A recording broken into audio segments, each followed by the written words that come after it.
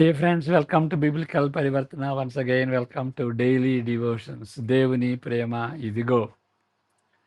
కీర్తనలు 42, 43 ఈ రెండు కలిసి ఉంటాయి. ఎందువలనగా ఇప్పుడు మన బైబిల్లో చూస్తే ఈ కీర్తనలు 42 శీర్షిక ఉంటుంది, హెడ్డింగ్ ఉంటుంది. అంతకుముందు హెడ్డింగ్ అంతకుముందు కీర్తనలో హెడ్డింగ్ ఉంది, దాని తర్వాత హెడ్డింగ్ ఉన్నటువంటి కీర్తనలో ఇది ఒక భాగంగా ఉంటుంది. కానీ 43వ దానికి హెడ్డింగ్ లేదు, శీర్షిక లేదు. అంటే 42, 43కి ఒకే శీర్షిక, ఆ రెండు కలిసి ఉన్నటువంటి కీర్తన అని మనం గుర్తించాలి. అందువలన 42, 43 ఈ రెండు కీర్తనలు. దుప్పి నీటి వాగుల కొరకు ఆశపడునట్లు దేవుని కొరకు నా ప్రాణము ఆశపడుతున్నది. దీనికి బ్యాక్గ్రౌండ్ ఏంటి? ఎలాంటి దుప్పి? ఆ దుప్పి పరిస్థితి ఏంటి? ఆ విధంగా దాన్ని తెలుసుకుంటే మనం మా దేవుని కొరకు మనం ఏ విధంగా మనం ఆశపడాలి అనేటువంటి దాన్ని సరైన తీరులో మనం అర్థం చేసుకుంటాం. ప్రార్థన చేసుకుందాం. May the words of my mouth and the meditation of our hearts be acceptable in thy sight, our rock and redeemer. Amen. మొదటి వచనం 42 మొదటి వచనం. దుప్పి నీటి వాగుల కొరకు ఆశపడినట్లు దేవా నీ కొరకు నా ప్రాణము ఆశపడుతున్నది. చాలు. దీని అర్థం ఏంటి? ఏ విధంగా మనం దేవుని కొరకు తృష్ణ పడుతున్నాం? పరిగెత్తుచూ వెంటాడుతున్న దృశ్యం, స్వచ్ఛమైన చల్లని నీటి కాలువ దగ్గరకు మండుటెండగా ఉన్నటువంటి దినమున ఒక సంధ్యవేళ ఆ యొక్క ఆ దుప్పి దాహం తీర్చుకుంటున్నది. అడవి అంచున దిగుతున్న ఒక మగ జింక లేక ఆడు దుప్పి, అది ఆ సందర్భం. ఆ విధంగా ఆ దుప్పిని మనం ఆలోచించుకోవాలా, మనం చిత్రీకరించుకోవాలా మన హృదయంలో, మన మైండ్లో. కొంతమంది మరలా చదువుతాను దాన్ని. పరిగెత్తుచూ వెంటాడుతున్న దృశ్యం. ఏది? దుప్పి పరిగెత్తుతూ వెంటాడుతున్న దృశ్యం, నీటి కొరకు వెంటాడుతున్న దృశ్యం. స్వచ్ఛమైన చల్లని నీటి కాలువ దగ్గర మండుటెండగానున్న దినమున సంధ్యవేళ దాహము తీర్చుకున్నట్టుకు అడవి అంచున దిగుచున్న ఒక మగజింక లేక ఆడు దుప్పి యొక్క దృశ్యంగా చిత్రీకరిస్తారు. క్రైస్తవులు ఈ చిత్రాన్ని తమకు వర్తించుకుంటూ అనేక విధములైనటువంటి పలు విధములైనటువంటి సందర్భాలని కల్పించుకుంటారు. మరి ఉదాహరణకు సాంస్కృతిక పరమైన వ్యతిరేకతను ఎదుర్కొనుటకు కావలసిన ధైర్యం కొరకు దేవుని కేంద్రంగా పెట్టుకుంటారు. ప్రార్థనలకు పరలోకం నుండి జవాబు రానప్పుడు ఒంటరిగా దేవుని సన్నిధికి దప్పికొంటారు. మన ఆత్మీయ అనుభవంలో సంతృప్తి చెంది ప్రకాశవంతమైన మనస్సు కలిగి ఉండుటకు ప్రయత్నిస్తారు. ఇలాంటి ప్రయత్నములు మరెన్నో ఉండుంటున్నాయి.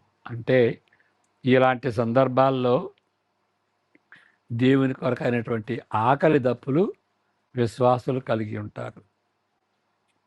ఆ విధంగా కలిగి ఉండటం సరైందేనా?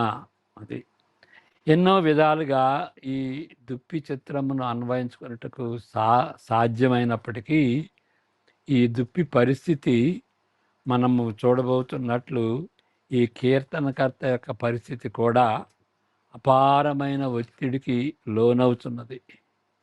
ఇది సాధారణముగా తనివి తీర్చుకున్నటకు ప్రక్కకు జరుగుకుంటున్న దుప్పి దృశ్యము కాదు.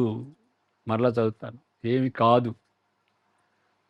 ఆ దుప్పిని ఏ విధంగా అర్థం చేసుకోవాలి మనం? అపారమైన ఒత్తిడికి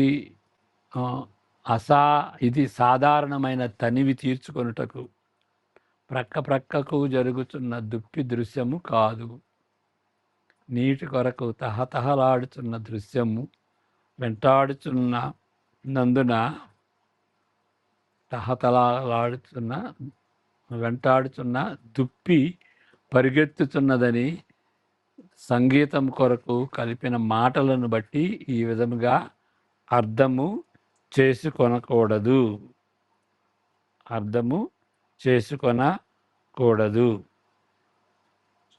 ఇచ్చట ఆ విధంగా అర్థం చేసుకోవటానికి ఆధారం ఏమీ లేదు. మరలా చదువుతాను. నీటి కొరకు తహతహలాడుతున్న దృశ్యం, వెంటాడబడుతున్న తన్నందున దుప్పి పరిగెత్తుతున్నదని సంగీతము కొరకు కలిపిన మాటలను బట్టి ఈ విధముగా అర్థము చేసుకొనుట కూడా దానికి కూడా ఇక్కడ ఆధారం ఏమీ లేదు. వేరే విధంగా అర్థం చేసుకుంటే తప్ప ఈ కీర్తన యొక్క సందర్భమునకు ఇది అతకదు. ఏ విధంగా అర్థం చేసుకోవాలి? ఆ దుప్పిని ఏ విధంగా చిత్రీకరించుకోవాలి? కరువు దినాల్లో 50:1-20లో కరువు దినాల్లో ఉన్నట్లు నీటి దుప్పి దాహము తీర్చుకునేట చిత్రమును కీర్తనీయుని మనసులో ఉన్నది. కరువు దినాల్లో మరి నీటితో దుప్పి దాహం తీర్చుకోక మరి నీళ్లు కరువుగా ఉంటున్నాయి. అలాంటి పరిస్థితుల్లో దుప్పి దాహం తీర్చుకోవటానికి తహతహలాడుతున్నట్టుగా మనం గ్రహించుకోవచ్చు. 50:1-20 చదువుకుందాం. జోయల్ 1:20. నదులు ఎండిపోవుటయు అగ్నిచేత మేత స్థలములు కాలిపోవుటయు చూచి పశువులను నీకు మొరపెట్టుచున్నవి. ఓకే, ఆ విధంగా కరువు కాలంలో జరిగేటువంటి పరిస్థితి, పశువులు ఏ విధంగా దాహం కొరకు తహతహలాడతారు, అదేవిధంగా ఆయన కూడా యెహోవా కొరకు ఆశపడుచున్నాడు. తన ప్రాణము దేవుని సన్నిధికై తృష్ణగొనుచున్నది. ప్రత్యేకించి యెరూషలేములోని ఆలయ ఆరాధనను ఆస్వాదిస్తూ మరి ఆ యెరూషలేముకి తిరిగి రావాలని ఆశిస్తున్నాడు. ఇప్పుడు 4వ వచనం చూసేటట్లయితే 4-5 వచనాలు మనం చదువుకుందాం. కీర్తనలు 42:4-5 వచనాలు. ఆయన ఎక్కడో దూరంగా ఉన్నాడు, యెరూషలేముకి రావాలని తహతహలాడుతున్నట్టుగా మనం ఇక్కడ ఈ 2 వచనాల్లో చూస్తాం. జన సమూహముతో పండుగ చేయుచున్న సమూహంతో నేను వెళ్ళిన సంగతిని సంతోషం కలిగి స్తోత్రము చెల్లించుచు నేను దేవుని మందిరమునకు వారిని నడిపించిన సంగతిని జ్ఞాపకము చేసుకొనగా నా ప్రాణము నాలో కరిగిపోతున్నది. నా ప్రాణమా, నీవు ఎలా కృంగి ఉన్నావు? నాలో నీవేళ తొందరపడుతున్నావు? దేవుని యందు నిరీక్షణ ఉంచుము. ఆయనే నా రక్షణకర్త అనియు నా దేవుడనియు చెప్పుకొనుచు ఇంకను నేను ఆయనను స్తుతించెదను. ఓకే, కాబట్టి మందిరానికి దూరంగా, యెరూషలేముకి దూరంగా ఉన్నటువంటి పరిస్థితుల్లో ఆయన తిరిగి రావాలి యెరూషలేముకి. మరి యెరూషలేములో ఉన్నటువంటి మందిరంలో ఉన్నటువంటి దేవుని దగ్గరికి రావాలని తహతహలాడుతున్నటువంటి పరిస్థితి. జనసమూహంతో పండుగ చేయుచున్న సమూహంతో నేను వెళ్ళిన సంగతిని సంతోషము కలిగి స్తోత్రము చెల్లించుచు నేను దేవుని మందిరమునకు వారిని నడిపించిన సంగతిని జ్ఞాపకం చేసుకుంటున్నాడు. అప్పుడు అంతకు ముందు యెరూషలేములో ఉన్నప్పుడు అప్పుడు ఎంతో సంతృప్తి చెందాడు. ఇప్పుడు దూరంగా ఉంటున్నాడు. సంతోషించుటకు బదులు ఆ విధంగా అక్కడుండి సంతోషించుటకు బదులు ఇప్పుడు తన ప్రాణము కృంగిపోయినది. ఎందువలనగా యెరూషలేమునకు ఉత్తర దిశలో చాలా దూరముగానున్న హెర్మోను పర్వతాల మధ్యనున్న యోర్దాను లోయలో ఆయన ఉంటున్నాడు అనేటువంటిది ఈ వచనాలను బట్టి, దూరంగా ఉంటున్నటువంటి పరిస్థితిని బట్టి మరి యెరూషలేముకి దక్షిణ దిశలోనున్నటువంటి యెరూషలేముకి దగ్గరికి రావాలని ఆయన ఆశిస్తుంటున్నాడు. ఈ ప్రాంతంలో కీర్తనకర్త తనను వేధిస్తున్న శత్రువులతో పోరాడవలసి వస్తుంది. దూరంగా ఉన్నాడు. ఇది చూడాలో లేడు, దూరంగా ఉన్నాడు. అక్కడ శత్రువులు ఉన్నారు, వాళ్ళు వేధిస్తున్నారు ఆయన్ని. ప్రత్యేకముగా తన విశ్వాసమును బట్టి ఆయనను వేధిస్తున్నారు.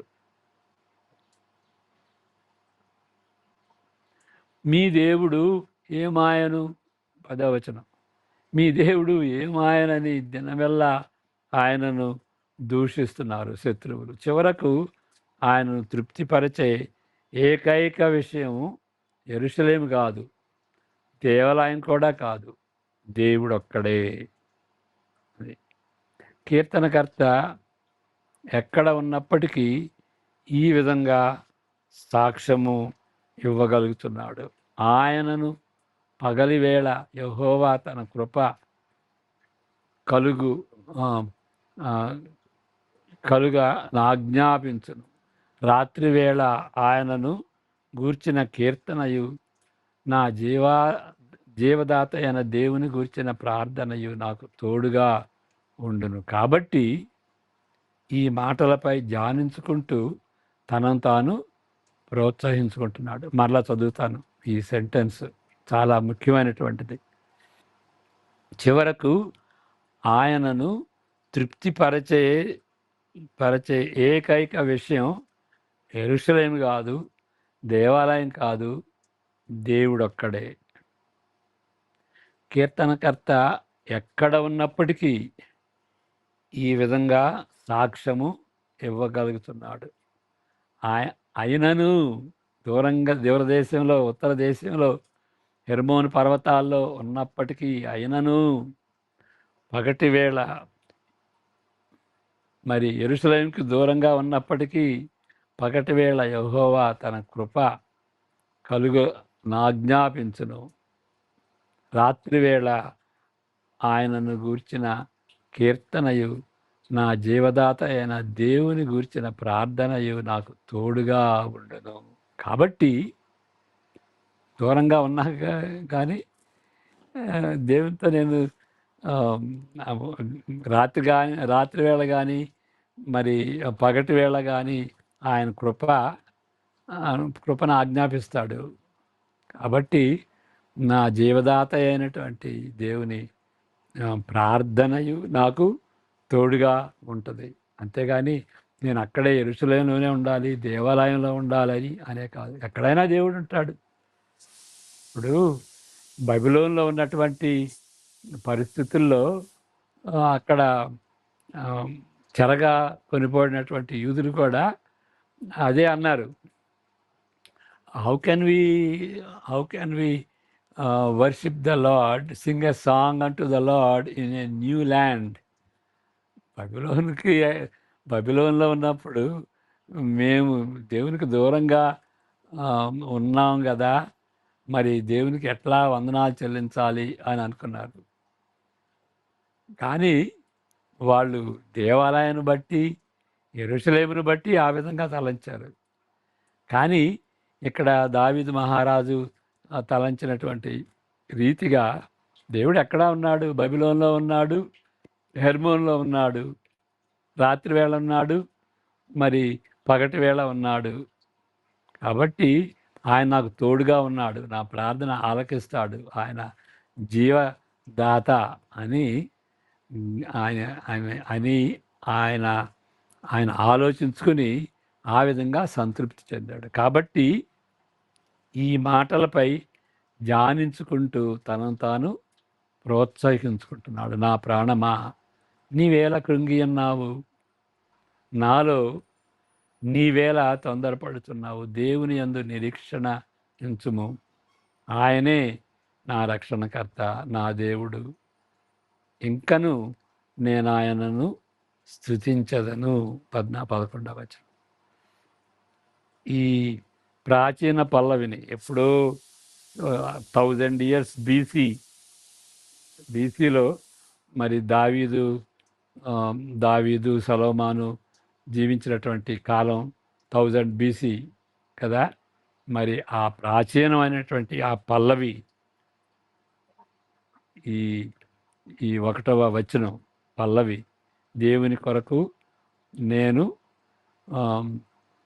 తృష్ణగొని ఉన్నాను అని తన ప్రాణంతో తాను చెబుతున్నాడు. నా రక్షణకు నా ప్రాణమా, 11వ వచనం, నా ప్రాణమా నీవేళ కృంగి ఉన్నావు, నాలో నీవేళ తొందరపడుతున్నావు. దేవుని యందు నిరీక్షణ ఉంచుము, ఆయనే నా రక్షణకర్త, నా దేవుడు, ఇంకను నేను ఆయనను స్తుతించదను. దేవుడు మనం మనోవేదనతో కృంగిపోయినప్పుడు, దేవుడు చాలా దూరంగా ఉన్నాడని అనిపించినప్పుడు ఈ పల్లవి ద్వారా మనం ఆదరణ పొందాలి. ఏం పల్లవి? నా ప్రాణమా నీవేళ కృంగి ఉన్నావు. మరి కొత్త నిబంధనలో ఉన్నటువంటి వాళ్ళు దేవుడు ప్రతి చోట ఉన్నాడు. చెట్టు క్రింద ఉన్నాడు, మరి ఒంటరిగా ఉన్నప్పుడు ఉన్నాడు, డే టైం ఉన్నాడు, నైట్ టైం ఉన్నాడు అని మనం మనకు మనం ఆదరించుకోవాలి. నా ప్రాణమా నీవేళ కృంగి ఉన్నావు, నీవేళ తొందరపడుతున్నావు. దేవుని యందు నిరీక్షణ. దేవుడు ఎప్పుడు కూడాను మనకి దూరంగా ఉండడు. ప్రార్థన చేసుకుందాం. పరిశుద్ధుడైన మా దేవ, యేసుక్రీస్తు పేరట మీ పాద సన్నిధికి వస్తూ మరి యేసుక్రీస్తు చెప్పినటువంటి మాటలను జ్ఞాపకం చేసుకుంటున్నాం. మత్తయి సువార్త 28వ అధ్యాయం 13, 19, 20 వచనాల్లో సదాకాలం నేను ఉంటానని చెప్పావు ప్రభువా. మరి ప్రతి సమయంలో మీరు సన్నిహితంగా ఉంటారు. ఫిలిప్పీ 4:5లో కూడా పౌలు చెప్పినటువంటి రీతిగా ద లార్డ్ ఈజ్ నియర్, మీరు సన్నిహితంగా ఉన్నారని మేము గ్రహించుకుని ఏకాకిగా ఉన్నప్పుడు, నిస్పృహతో మరి నిరుత్సాహపడినప్పుడు ఆ సమయంలో మమ్మల్ని మేము ప్రోత్సహించలాగా మీరు మీ కృపను అనుగ్రహించుకొని యేసుక్రీస్తు పేరట వేడుకుంటున్నాం తండ్రి. ఆమేన్. God bless you.